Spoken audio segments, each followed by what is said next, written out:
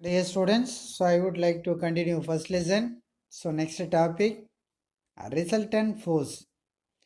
When several forces act simultaneously on the same body, the combined effect of the multiple forces can be represented by a single force, which is termed as resultant force. அதாவது ஒரு பொருளின் மீது பல்வேறு வகையான விசைகள் multiple force act பண்ணும்போது அந்த multiple force வந்து சிங்கிள் ஃபோர்ஸாக ஆக்ட் பண்ணும். அப்போ மல்டிபிள் ஃபோர்ஸ் சிங்கிள் ஃபோர்ஸாக ஆக்ட் பண்ணுறத நம்ம ரிசல்டன்ட் ஃபோர்ஸ் அப்படின்னு சொல்லுவோம். It is equal to vector sum. இப்போ இதனுடைய வேல்யூ எதுக்கு ஈக்குவலாக இருக்கும் அப்படின்னு சொன்னால் வெக்டாசமுக்கு ஈக்குவலாக இருக்கும். இப்போ adding the magnitude of the force with the direction. அப்போது ஆல் த ஃபோர்ஸஸ் ஆக்ட் பண்ணக்கூடியது தான் நம்ம என்னன்னு சொல்கிறோம், resultant force of all the forces acting on the body is equal to 0, then the body will be in the equilibrium. அப்போது சமநிலை அடையும் வரை பல்வேறு விதமான விசைகள் வந்து செயல்படும். such force are called balanced force. அப்போ இந்த ரிசல்டன்ட் ஃபோர்ஸை வந்து நம்ம என்னன்னு சொல்கிறோம் அப்படின்னா பேலன்ஸ்டு ஃபோர்ஸ், சமப்படுத்தப்பட்ட விசை. If the resultant force is not equal to 0, then the causes of motion of the body due to unbalanced force. Not equal to 0 அப்படின்னு சொன்னால் சமப்படுத்தப்படாத விசை அப்படின்னு சொல்கிறோம், unbalanced force. For example, drawing a water from a well, force applied with a crowbar, force on weight balance. So இதெல்லாம் வந்து பார்த்திங்கன்னா நம்ம balanced unbalanced ஃபோர்ஸுக்கு எக்ஸாம்பிளாக பார்ப்போம். இப்போ நமக்கு இந்த டயக்ராமில் நீங்கள் பார்த்தீங்கன்னா தெரியும். ஸோ டயக்ராமில் என்ன சொல்லியிருக்காங்க அப்படின்னா action of forces, diagram, resultant force. அப்போ ஒரு ஆப்ஜெக்டை கன்சிடர் பண்ணுறோம். அந்த ஆப்ஜெக்டில் F1 F2 அப்படின்ற ஒரு ரெண்டு ஃபோர்ஸ் ஆக்ட் பண்ணுது. அப்போ ரெண்டுமே வந்து பார்த்திங்கன்னா சேம் டைரெக்ஷனில். அப்போ சேம் டைரெக்ஷனில் ஃபோர்ஸ் அப்ளை பண்ணும்போது அந்த ஆப்ஜெக்ட் என்ன ஆகும், சிங்கிள் டைரெக்ஷனில் மூவ் ஆகும், அதாவது ஒரே திசையில் மூவ் ஆகும். அப்போ நெட் ஃபோர்ஸ் எப்படி இருக்கும் ரிசல்டன்ட் ஃபோர்ஸ் அப்படின்னா F net force is equal to F1 plus F2. ரெண்டு ஃபோர்ஸோடைய டோட்டல் வேல்யூ தான் நம்ம என்னன்னு சொல்லுவோம் இங்கே நெட் ஃபோர்ஸ் அப்படின்னு சொல்கிறோம். அடுத்து பாருங்கள், த parallel unequal force acting and opposite direction. So ஒரு ஆப்ஜெக்ட் கன்சிடர் பண்ணுறோம். அப்போ இந்த சைடில் லெஃப்ட் சைட்லேருந்து ஒரு ஆப்ஜெக்ட்டு F1 என்ற ஒரு ஆப்ஜெக்ட் ஆக்ட் பண்ணுது, ரைட் சைடில் F2 என்ற ஒரு ஆப்ஜெக்ட் ஆக்ட் பண்ணுது. அப்போ இதனுடைய நெட் ஃபோர்ஸ் எப்படி கால்குலேட் பண்ணணும் அப்படின்னா எது கிரேட்டர் ஃபோர்ஸோ அதுதான் நம்ம ஃபஸ்ட்டு ப்ளஸில் எடுத்துக்கணும். அப்போ F net force is equal to F1 minus F2. If F1 is greater than F2, F1 அதிகமாக இருக்கிறதுனால நம்ம F1 ப்ளஸில் எடுத்துக்கிறோம், F2 கம்மியாக இருக்கிறதுனால மைனஸில் எடுத்துக்கிறோம். அதே இங்கே மாற்றி கூட எடுத்துக்கலாம், F net force is equal to, அப்போ எஃப் நெட் ஃபோர்ஸில் இங்கே பாருங்கள் F2 minus F1. If F2 is greater than F1, அப்போ F1 F2 கன்சிடர் பண்ணுறோம். F2 வந்து கிரேட்டராக இருக்குது, எதை கம்பேர் பண்ணும்போது, F1 கம்பேர் பண்ணும்போது. அப்போ F net is directed along the greater force. அப்போ F2 தான் கிரேட்டர் ஃபோர்ஸு. ஓகேவா? Then third example. So next பாருங்களேன், அப்போ parallel equal force acting in the opposite direction in same line of action. இப்போ ஒரு ஆப்ஜெக்டை கன்சிடர் பண்ணுறோம். இந்த ஆப்ஜெக்டில் பார்த்தீங்கன்னா F1 என்ற ஒரு ஃபோர்ஸும் F2 என்ற ஃபோர்ஸும் ஆக்ட் பண்ணுது, ஆனால் ஆப்போசிட்டில். இதுக்கு மேலே பார்த்த கேஸ் வந்து பார்த்தீங்கன்னா அன்ஈக்குவல் ஃபோர்ஸு. அப்போ அன்ஈக்குவல் ஃபோர்ஸ் ஆக்ட் பண்ணும்போது எது கிரேட்டர் ஃபோர்ஸோ அந்த ஃபோர்ஸோடைய டைரெக்ஷனில் தான் அந்த ஆப்ஜெக்ட்டு மூவ் ஆகும். அப்போ ஈக்குவல் ஃபோர்ஸ் ஆக்ட் பண்ணும்போது அப்போது ஒரு ஆப்ஜெக்டை நம்ம கன்சிடர் பண்ணுறீங்க, F1ன்றது ஒரு ஃபோர்ஸு, F2ன்றது ஒரு ஃபோர்ஸு, ரெண்டுமே ஈக்குவல் ஃபோர்ஸாக இருக்குது. அப்போ ஈக்குவல் ஃபோர்ஸாக இருக்கும்போது அந்த ஆப்ஜெக்ட் என்ன ஆகாது, எந்த சைடும் மூவ் ஆகாது. அப்போ நெட் ஃபோர்ஸ் வந்து பார்த்தீங்கன்னா உங்களுக்கு 0. இப்போது unlike parallel force, tug of war, ஒரு கயிறை பிடிச்சி இந்த பக்கம் 3 பேர் இந்த பக்கம் 3 பேர் இருக்கிறாங்க. ஸோ அன்லைக் பேரலல் ஃபோர்ஸ்ன்றதுனால இந்த கயிறு ஏதாவது ஒரு சைடு மூவ் ஆகும். ஓகேவா? லைக் பேரலல் ஃபோர்ஸ்னும் போது ரெண்டு ஃபோர்ஸ் ஆக்ட் பண்ணுது. அப்போ ரெண்டு ஃபோர்ஸும் ஆக்ட் பண்ணுறது சேம் டைரெக்ஷனில் ஆக்ட் பண்ணால் அந்த ஆப்ஜெக்ட் வந்து பார்த்தீங்கன்னா ஒரே சைடாக ஒரே திசையில் மூவ் ஆகும். ஓகேவா? ஸோ இதுதான் பேலன்ஸ்டு அண்டு அன்பேலன்ஸ்டு ஃபோர்ஸு. அடுத்து பாருங்கள், a system can be brought to equilibrium by applying another force which is equal to the resultant force in magnitude but opposite in direction. Such force is called equilibrium. So இதான் நம்ம முன்னாடியே பார்த்தோம். அடுத்தது rotating effect of force. ஃபோர்ஸோடைய rotating எஃபெக்டை பற்றி பார்க்க போகிறோம்.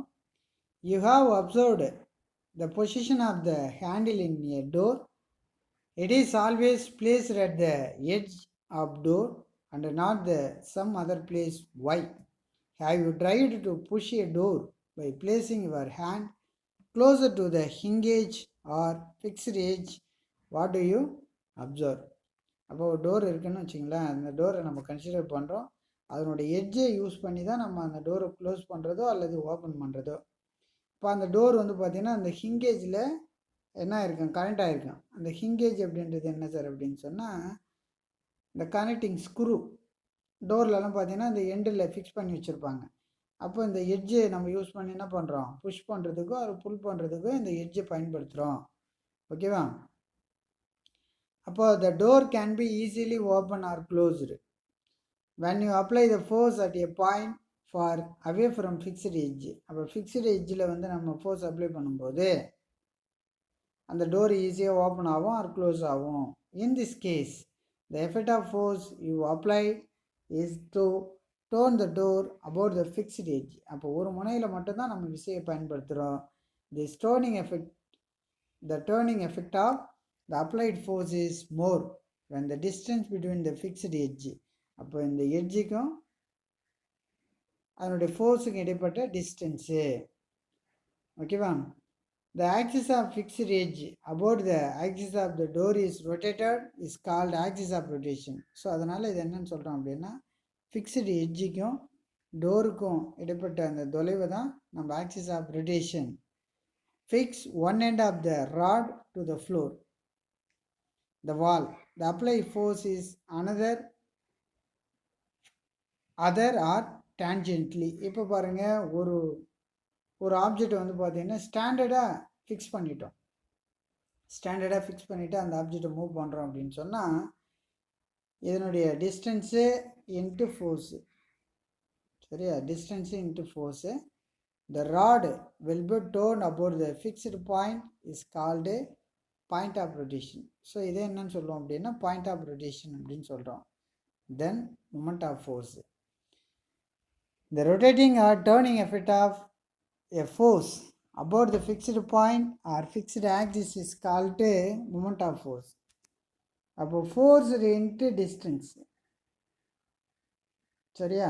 ஃபோர்ஸ் இன்ட்டு டிஸ்டன்ஸு தான் மூமெண்ட் ஆஃப் ஃபோர்ஸ். என்னன்னு சொல்லுவோம் அப்படின்னா dark. It is measured the product of force and perpendicular distance between the fixed point or fixed axis and the line of action of force. அப்போ tau is equal to force into distance. ஸோ இந்த சிம்பிளோடைய name என்ன, ட்ரோன்னு படிக்கணும். Tau is equal to force into distance. The torque is a vector quantity.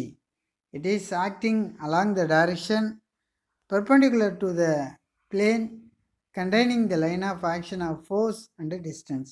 அப்போ ஃபோர்ஸோடைய SI unit newton, டிஸ்டன்ஸோடைய எஸ்ஐ யூனிட் மீட்டர். அப்போ SI unit of moment of force 1 மார்க்கில் கேட்பான். SI unit of moment of force newton metre.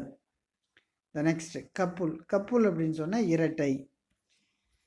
Two equal and unlike parallel force applied simultaneously at two distinct points constitute a couple. The line of action of two forces does not coincide.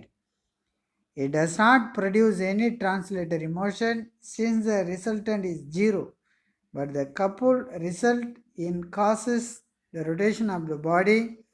Rotating effect of couple is known as moment of couple. சரியா? இங்கே பாருங்கள், two fours act பண்ணுது.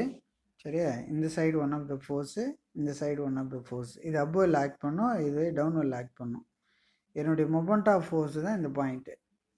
அப்போது இந்த ரெண்டு ஃபோர்ஸும் move ஆகும்போது என்னுடைய point of action வந்து டஸ் நாட் கோயின்சைடு, ஒன்றோடு ஒன்று சந்திக்காது. சரியா? இது அப்வெல்லில் மூவ் ஆகும், இது டவுன்வெல்லில் மூவ் ஆகும். இது கிளாக் வைஸ் டைரெக்ஷன் அப்படின்னா இது anticlockwise direction. So இது இப்படி மூவ் ஆகும். சரியா? இது வந்து என்ன ஆகும்? ஸோ இந்த டைரெக்ஷனில் மூவ் ஆகும். அப்போ மூவ் ஆகும்போது என்னுடைய பாயிண்ட் வந்து பார்த்தீங்கன்னா டஸ் நாட் கோயின்சைட். அப்போ rotating clockwise direct also shown in the figure. So இதுதான் நம்ம டயக்ராமில் என்ன பார்த்துருக்கோம்? ஸோ டயக்ராமில் பார்த்துருக்கோம். அடுத்து பாருங்கள், அப்ளிகேஷன் ஆஃப் டார்க்கு. இப்போ அப்ளிகேஷன் ஆஃப் டார்க்கில் வந்து பார்த்தீங்கன்னா என்ன கான்செப்ட் அப்படின்னா, the gear is circular wheel with teeth around its rim. அப்போ ரிம்மில் பார்த்தீங்கன்னா, ரிம்ன்றது என்ன? ஒரு சர்க்கிள் போல் இருக்கக்கூடியதான் நம்ம ரிம்முன்னு சொல்லுவோம். இந்த சர்க்கிளில் என்ன இருக்கும்? பல்லு போல் இருக்கும். சரியா? வீலாக இதுதான் நம்ம வீல் அப்படின்னு சொல்லுவோம். இது எதுக்கு யூஸ்ஃபுல்லாக இருக்குன்னா, it help change the speed of the rotation of the wheel. அந்த வீலோடைய ஸ்பீடு சேஞ்ச் பண்ணுறதுக்கு யூஸ் பண்ணக்கூடியதான் இந்த கியர். ஓகேவா? அடுத்து பாருங்கள் சீசா. இப்போ சீசான்றது உங்களுக்கு தெரியும்.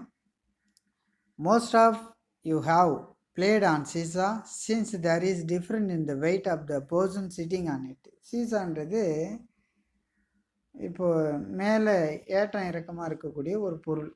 சரி, அப்படி இருக்கும். ஸோ இதுதான் சீசா அப்படின்னு சொல்லுவோம். இது வந்து ஒரு ஸ்டாண்டிங்கை கன்சிடர் பண்ணுங்களேன். அப்போ இதில் 2 பேர் உட்காருவாங்க, இல்லை 2 பேர் கூட நான் ஒருத்தவங்க இதில் உட்காடுறாங்கன்னு வச்சிங்களேன். ஸோ இந்த சைடு ஒருத்தவங்க உட்காடுறாங்க. அப்போ யார் வெயிட் அதிகமாக இருக்கிறாங்களோ அந்த சைடு என்ன ஆகும்? இது டவுன் ஆகும். வெயிட் கம்மியாக இருக்கிறது மூவ் ஆகும். Difference weight of the person sitting on it. The heavier portion lift to lighter portion. When the heavier portion come closer to the pivot point, the distance of the line of action of force decrease. அப்போ distance என்ன ஆகும்? Decrease ஆகும். It causes the less amount of torque to act on it. ஓகேவா? So next steering wheel. A small steering wheel enables you to car easily to transferring a torque wheel with less effort. அப்போ steering வீலில் பார்த்தீங்கன்னா less effort apply பண்ணுவோம். அப்போ less effort apply பண்ணும்போது அந்த wheel என்ன ஆகும்? அந்த ஸ்டேரிங் என்ன ஆகும் அப்படின்னு சொன்னால் சேஞ்ச் ஆகும்போது வீலுடைய டைரெக்ஷனும் ஈஸியாக சேஞ்ச் ஆகும். ஸோ இதுதான் நம்ம டார்க் அப்படின்னு சொல்லுவோம். ஸோ ரிமைனிங் டாப்பிக்கை continue to next video. So thank you.